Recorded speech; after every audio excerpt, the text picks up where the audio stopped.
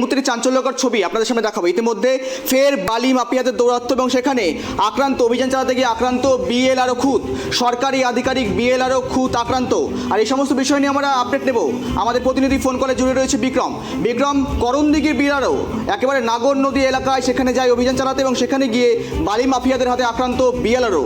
এক্ষেত্রে কি এখন বর্তমান আপডেট কি রয়েছে বিক্রম?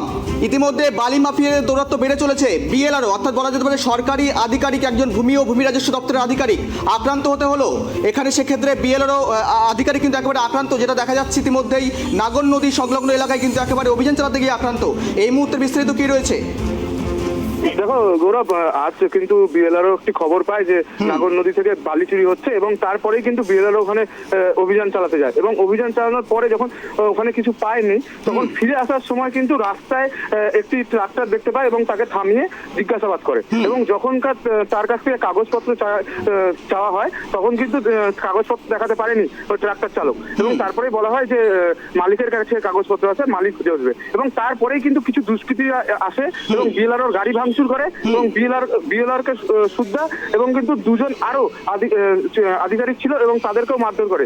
বিএলআরওর ওখানে মাথা ফেটে যায়, রক্তাক্ত হয় এবং আরেকজন ব্যক্তি ছিল তারও মাথা ফাটে এবং দুজনের কিন্তু হাত ভেঙে গিয়েছে, একজনের হাত ভেঙে গিয়েছে এবং তারপরে কিন্তু ব্যাপক মারধর ওখানে শুরু হয় এবং তারপরে গ্রামবাসীরা এসে কিন্তু তাদেরকে উদ্ধার করে এবং রায়গঞ্জ মেডিকেল কলেজ ও হাসপাতালে চিকিৎসাধীন রয়েছে।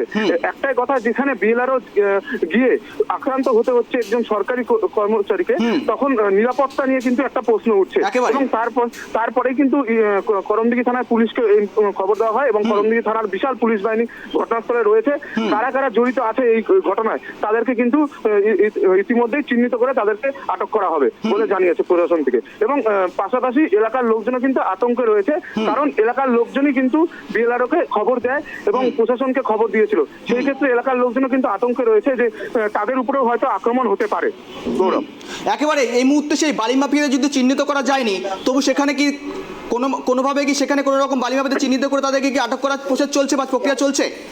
একদম ইতিমধ্যে এলাকাতে পুলিশ বাহিনী রয়েছে, বিশাল পুলিশ বাহিনী রয়েছে, গোটা এলাকা তল্লাশি চালাচ্ছে এবং কারা কারা যুক্ত আছে তাদেরকে কিন্তু ইতিমধ্যেই চিহ্নিতকরণ শুরু হয়ে গেছে। এলাকায় তাদেরকে পাওয়া যাচ্ছে না, পুলিশ চেষ্টা চালাচ্ছে তাদেরকে অতি শীঘ্রই আটক করার জন্য। একেবারে বলা যেতে পারে বিক্রম, যেখানে বিএলআরও অর্থাৎ সরকারি খুব আধিকারিক, একজন ভূমি এবং ভূমি রাজস্ব দপ্তরের আধিকারিক, তিনি যখন অভিযানে গিয়ে আক্রান্ত হচ্ছেন, সেখানে স্থানীয় মানুষ থেকে শুরু করে স্থানীয় বাসিন্দাদের নিরাপত্তা কোথায় লক্ষ্য করা যাচ্ছে বিক্রম? একদমই, দেখো নিরাপত্তা বলে যে এলাকার লোকজন কিন্তু বারংবার পুলিশ প্রশাসনকেও জানিয়েছে এবং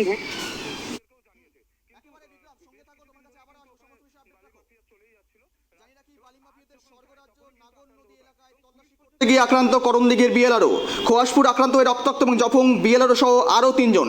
ভাঙচুর হয়েছে বিএলআরওর গাড়ি সহ 3 জন ইতিমধ্যেই আক্রান্ত হয়েছে, বিএলআরও সহ 3 জন ইতিমধ্যে আক্রান্ত হয়েছে। সকলে তারা ইতিমধ্যে রায়গঞ্জ মেডিকেল কলেজে চিকিৎসাধীন।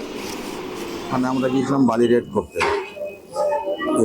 একটা ঘাটে, খোয়াসপুরের ওখানে একটা ঘাটে, সেখানে বালি না পাওয়ার পর যখন ফিরে আসি, এসে দেখছি রাস্তা দিয়ে গাড়িতে করে বালি যাচ্ছে। তখন আমরা গাড়িটা থামিয়ে বলি যে আপনার কি চালান আছে, থামো। উনি বললেন যে না, মালিক আসছে, গাড়ির মালিক আসছে। তো ঠিক আছে, দাঁড়িয়ে আছে, গাড়ির মালিকের বলা বললো যে না, গাড়িটা সাইড করি এবং জ্যাম হয়ে গেছে।